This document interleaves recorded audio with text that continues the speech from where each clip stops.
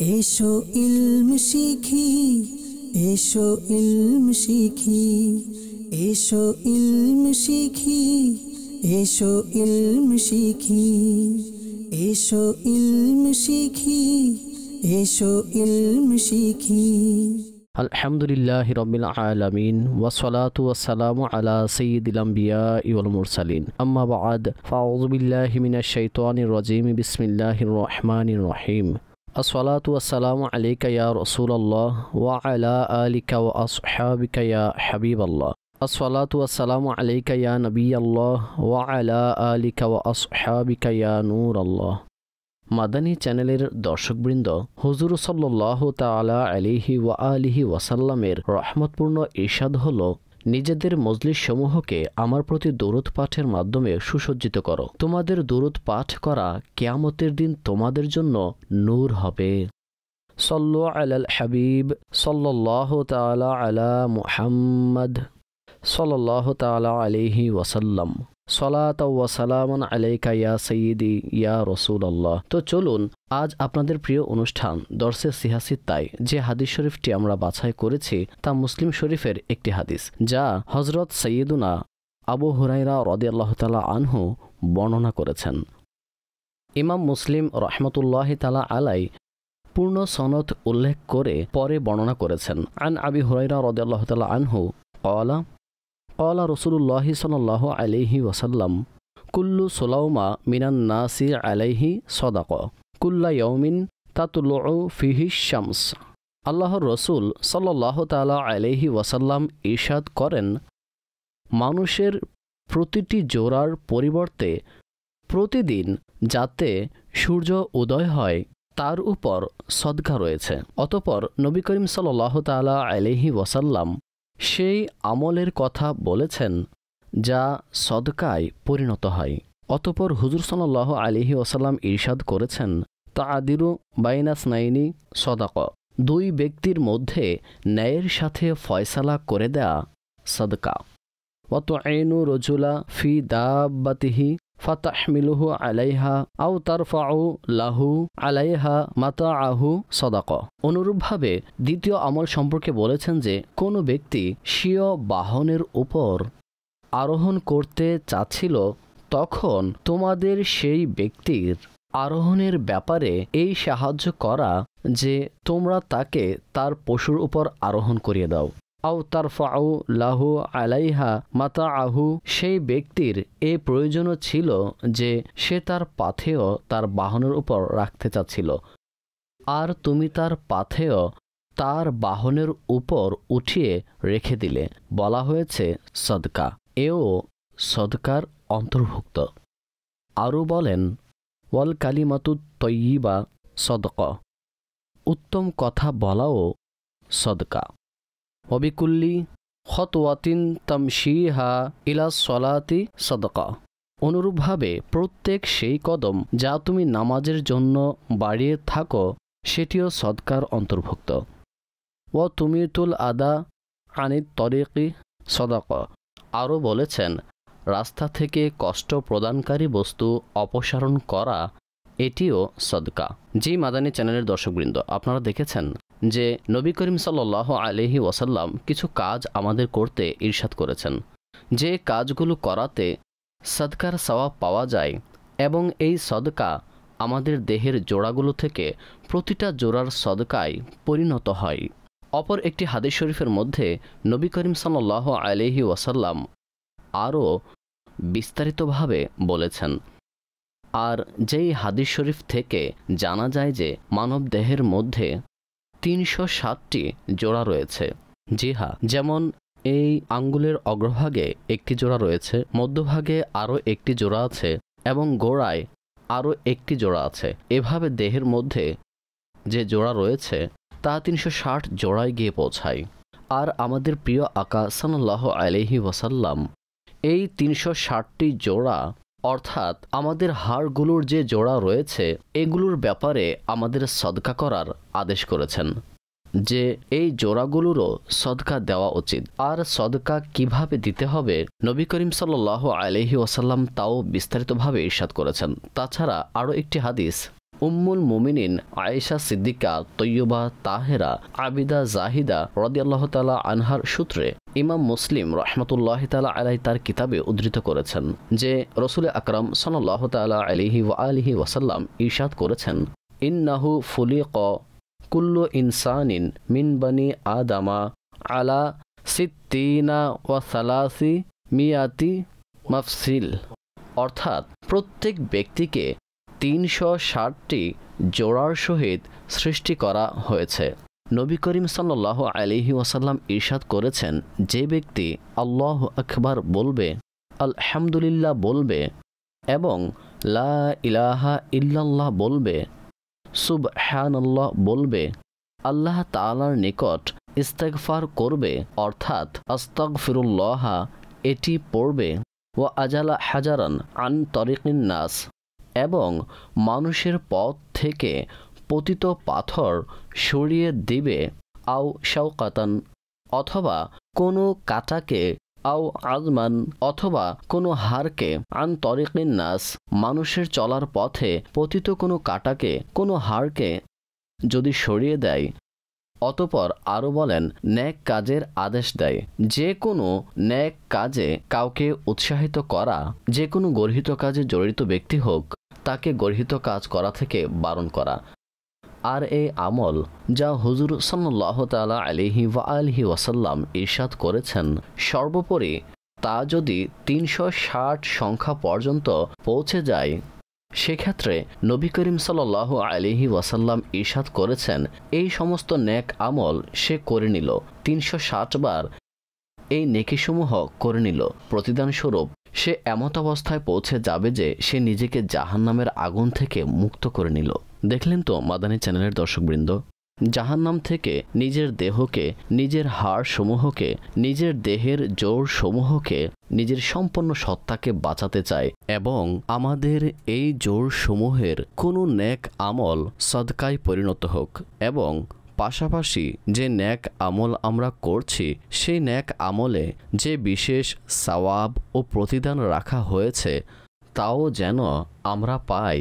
আর আল্লাহ তাবারক তাআলার প্রিয় হাবিব সাল্লাল্লাহু আলাইহি ওয়াসাল্লামের সাদকা ও ওসিলায় এই উম্মতের প্রতি কত বড় অনুগ্রহ ও দয়া যে আল্লাহ তাবারক তাআলা আমাদের সত্তার অস্তিত্বের জন্য যে সদকা প্রদানের প্রয়োজন ছিল তা আল্লাহ তাবারক তাআলার মাহবুব সাল্লাল্লাহু আলাইহি ওয়াসাল্লাম আমাদের সহজ ও উত্তমভাবে আদায়ের পদ্ধতিও বলে দিয়েছেন।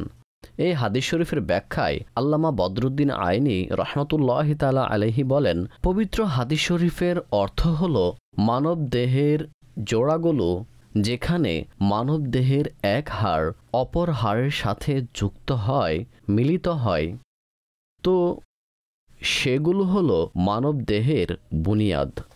আর এগুলোই দেহের শক্তির উৎস, কারণ এগুলোর মাধ্যমেই মানুষ নড়াচড়া করে, চলাচল করে, ঘোরাফেরা করে। যদি এই হাড়গুলো পৃথক হয়ে যায়, বিভক্ত হয়ে যায়, জোড়া আলাদা হয়ে যায়, তাহলে মানুষ কতটা কষ্টের সম্মুখীন হয়। সুতরাং আমাদের দেহের প্রতিটা হাড় যা একটি অপরটির সাথে যুক্ত, এটা আল্লাহ তাবারক তাআলার অনেক বড় নিয়ামত। কাজেই যখন আল্লাহ তাবারক তাআলা আমাদের প্রতি এই অনুগ্রহ করেছেন যে আমাদের জোড়াগুলো অক্ষত এবং প্রতিটা হাড় অপর হাড়ের সাথে যুক্ত, আর আমরা সহজভাবে এক জায়গা থেকে অন্য জায়গায় যাতায়াত করি, আমরা আমাদের ঘরের কাজকর্ম করি, আমরা ঘরের বাইরে আউটডোরে যে কাজ রয়েছে যেমন উপার্জন করা, হালাল জীবিকার অন্বেষণ করা, সুতরাং আমাদের দেহে বিদ্যমান হাড়ের যে জোড়াগুলো রয়েছে আল্লাহ তাবারক তাআলার অনুগ্রহে আমাদের জন্য তা অত্যন্ত উপকারী ও কার্যকরী হিসাবে সাব্যস্ত। কাজে এটি আল্লাহ তাআলার অনেক বড় নিয়ামত। সুতরাং এভাবে আল্লাহ তাআলার প্রতিটি নিয়ামতের ক্ষেত্রে আমাদের সাদকা করার অভ্যাস গড়তে হবে। তাছাড়া আল্লাহ তাবারক তাআলার প্রিয় হাবিব সাল্লাল্লাহু আলাইহি ওয়াসাল্লাম এই মানব দেহের অঙ্গগুলোর হাড়ের যে জোড়সমূহ রয়েছে সেগুলোর সদকা আদায়ের পদ্ধতি হুজুর সাল্লাল্লাহু আলাইহি ওয়াসাল্লাম বলেছেন। সঙ্গে এও বলেছেন, যদি কোনো দুজন মুসলমান পরস্পর যে কোনো বিষয়ে যেমন কারণবশত ঝগড়া চলছে, সেক্ষেত্রে সেই দুই মুসলমানের মধ্যে ন্যায় ও নিষ্ঠার সাথে ফয়সালা করে সমাধান করে তাদের উভয়ের অন্তরে একে অপরের জন্য যদি ভালোবাসা তৈরি করে দেয়া হয়, তাহলে দুই মুসলমানের অন্তরকে যুক্ত করাও আমাদের অঙ্গগুলোর জোর সমূহের জন্য সদকায় পরিণত হয়। আল্লামা আবু জাকারিয়া ইয়াহিয়া বিন শরফ নববী রহমতুল্লাহ তাআলা আলাইহি বলেন, আলিমগণ এই হাদিসের পাদটিকায় লিখেছেন, মানুষের সদকা করা নিজ দেহের হিফাজতের জন্য এটি আবশ্যক বা জরুরি নয়, অবশ্য এটি একটি মুস্তাহাব আমল। নবী করিম সাল্লাল্লাহু আলাইহি ওয়াসাল্লামের বর্ণিত যে মাহাত্ম্যপূর্ণ ইরশাদ ছিল, সেটির সারমর্ম হল আমাদের দেহে 360টি জোড়া রয়েছে হাড়গুলোর, আর সে জোড়াসমূহের সদকা প্রতিদিন আদায় করতে হবে। সুতরাং এই আদেশ আবশ্যকতার কাতারে নয়। হুজুর সাল্লাল্লাহু আলাইহি ওয়াসাল্লাম স্বীয় উম্মতকে উৎসাহ প্রদান করছেন এবং এই সদকা করা মুস্তাহাব। ভেবে দেখুন মাদানী চ্যানেলের দর্শকবৃন্দ, আমাদের দেহের জোড়াগুলো আল্লাহ তাআলা কিভাবে সৃষ্টি করেছেন। আপনারা দেখুন, আমি আমার হাতের আঙ্গুলগুলোকে নড়াচড়া করছি, এর মধ্যে জোড়াগুলোর সাহায্যে কতটা সহজভাবে আমি আঙ্গুলগুলো নড়াচড়া করছি। আল্লাহ তাআলা এই জোড়সমূহ কিভাবে সৃষ্টি করেছেন যে এক ব্যক্তি যখনই পৃথিবীতে আসে একটু করে বড় হয়, যুবক হয়, বৃদ্ধ হয়, কিন্তু এই জোড়াগুলো কখনো অকার্যকর ও অকেজো হয় না। এমনকি ব্যক্তি যখন দুনিয়া থেকে প্রস্থান করে তখনও এমন হয় না যে জোড়াগুলো পৃথক হয়ে গেছে, বিভক্ত হয়ে গেছে, বরং হাড়ের জোড়া অক্ষত থাকে। এটি ভিন্ন বিষয় যে ব্যক্তির মাঝে দুর্বলতা ও ক্ষীণতা চলে আসে বার্ধক্যে। সুতরাং এই জোড়াগুলো এভাবে কাজ করে যেভাবে আমাদের ঘরে দরজা লাগানো থাকে, দরজায় হাতল লাগানো থাকে, সেই হাতলের মাধ্যমে আমরা দরজাকে খুলে থাকি, বন্ধ করে থাকি। অনুরূপভাবে আমাদের দেহের অঙ্গগুলোর যে মুভিং রয়েছে, নড়াচড়া রয়েছে, তা এই জোড়াগুলোর মাধ্যমে সহজভাবে হয়ে থাকে।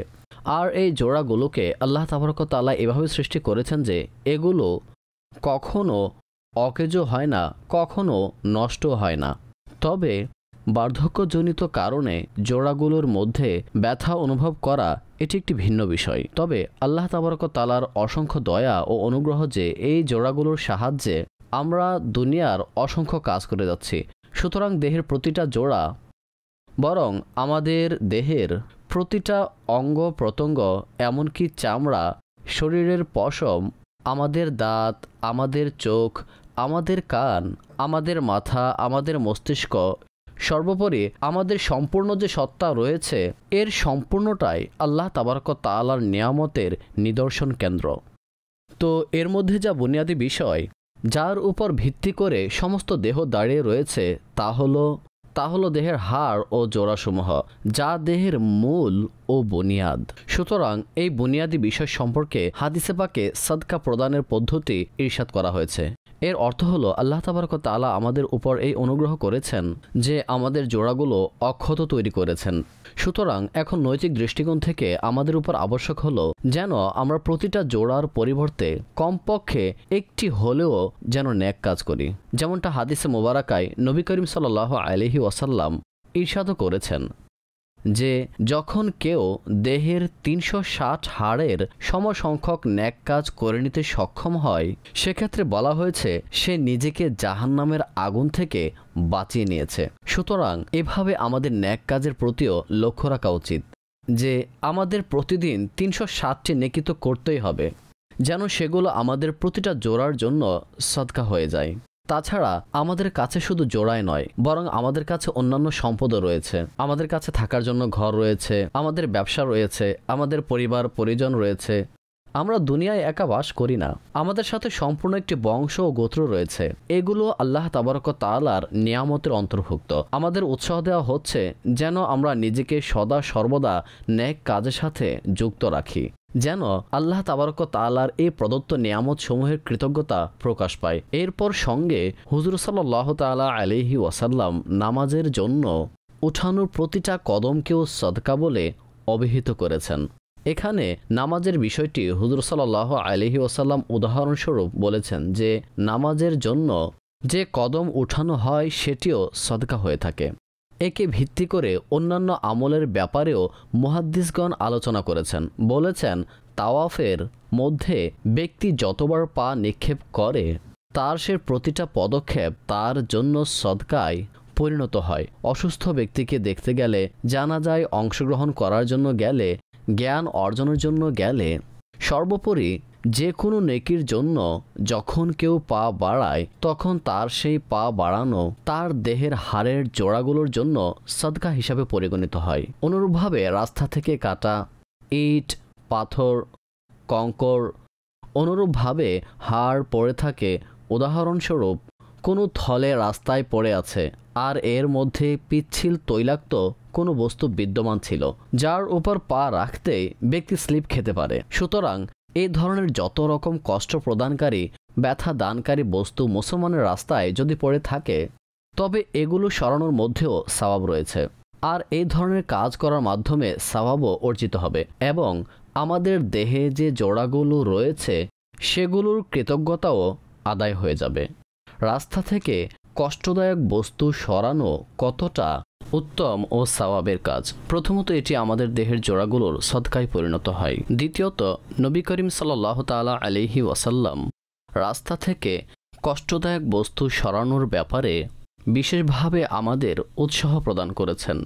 আর এই আমলের কারণে উম্মতের যে পরকালীন কল্যাণ লাভ হবে হুজুর সাল্লাল্লাহু আলাইহি ওয়াসাল্লাম সেটিও ইরশাদ করেছেন। এক হাদিসে মুবারাকায় এও বলা হয়েছে, মুআজামে আওসাতের হাদিসে মুবারাকায় বলা হয়েছে যে মুসলমানদের রাস্তা থেকে কষ্টদায়ক বস্তু সরিয়ে দিলে তার জন্য একটি নেকি লিখে দেওয়া হবে।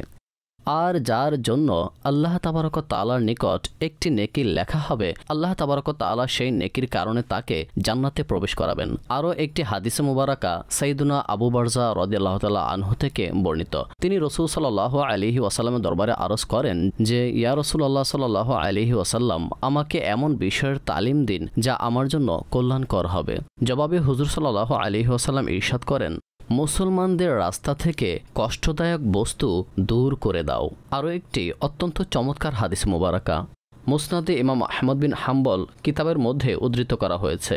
রাস্তা থেকে কষ্টদায়ক বস্তু সরানোর মধ্যে কি বরকত, এর মধ্যে তা বর্ণনা করা হয়েছে।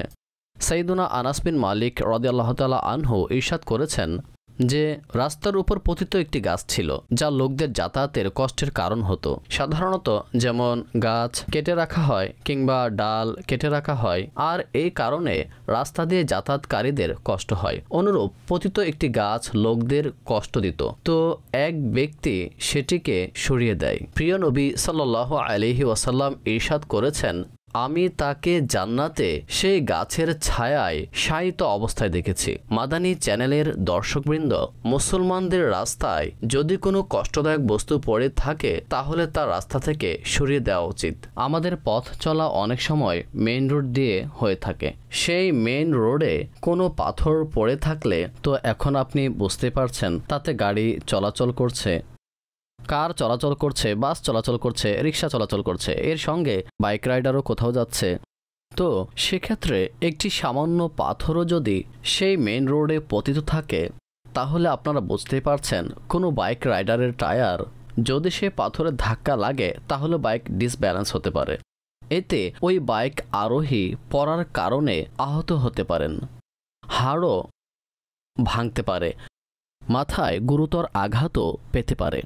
অর্থাৎ এই ধরনের ছোট ছোট পাথর, কঙ্কর অনেক সময় রাস্তায় পড়ে থাকে। তো আমরা যদি এগুলো রাস্তা থেকে সরিয়ে দেই এই নিয়তে যে পতিত এই বস্তুগুলো মুসলমান পথচারীদের যাতায়াতের ক্ষেত্রে কষ্ট প্রদান করবে, সুতরাং এই কষ্টদায়ক বস্তুগুলো যদি সরিয়ে দেই তবে ইনশাআল্লাহ আযজা ওয়া জাল আমাদের এই দেহের জোড়াগুলোর জন্য এগুলো সাদকায় পরিণত হবে।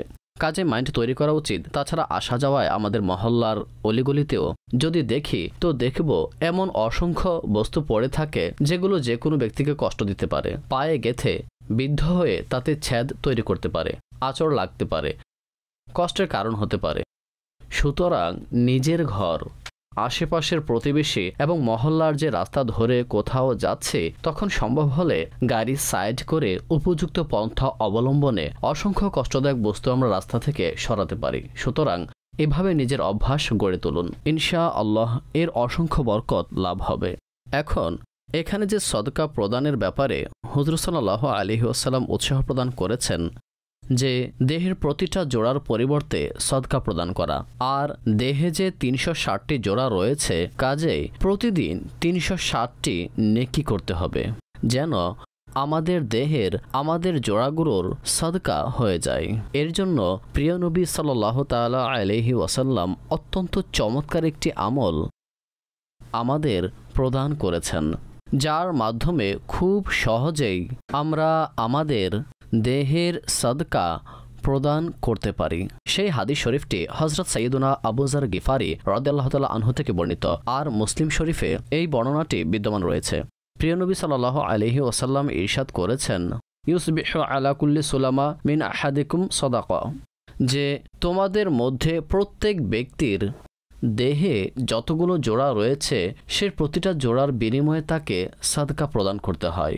বলা হয়েছে ফাকুল্লু তাসবিহা সাদাকা, প্রত্যেক সুবহানাল্লাহ পড়া সাদকা, অকুল্লু তাহমিদাতিন সাদাকা, প্রত্যেক আলহামদুলিল্লাহ বলা সাদকা, অকুল্লু তাহলিলাতিন সাদাকা, প্রত্যেক লা ইলাহা ইল্লাল্লাহ পড়া সাদকা, অকুল্লু তাকবীরাতিন সাদাকা, প্রত্যেক তাকবীর অর্থাৎ আল্লাহু আকবার পড়া সাদকা, ওয়া আমরুম বিল মা'রুফ সাদকা, ওয়া নাহিয়ুন আনিল মুনকার সাদকা, অর্থাৎ ভালো কাজের আদেশ দেওয়াও সাদকা, মন্দ কাজে বাধা প্রদান করাও সাদকা। অতঃপর বলা হয়েছে ওয়া ইউজিউ মিন যালিকা রাকআতান ইয়ারকাউহুমা মিনাদ দুহা, আর এই সকল সাদকার জন্য চাষতের সময় 2 রাকাত নফল পড়ায় যথেষ্ট হয়ে যায়। সুতরাং এখন আমরা উদাহরণস্বরূপ 360টি নেকি করব। 360 বার সুবহানাল্লাহ পড়ে নেই, অথবা আলহামদুলিল্লাহ পড়ে নেই, আল্লাহু আকবার পড়ে নেই, কাউকে নেকির দাওয়াত প্রদান করি, মন্দ কাজে বাধা প্রদান করি। তো এগুলো হলো সদকা।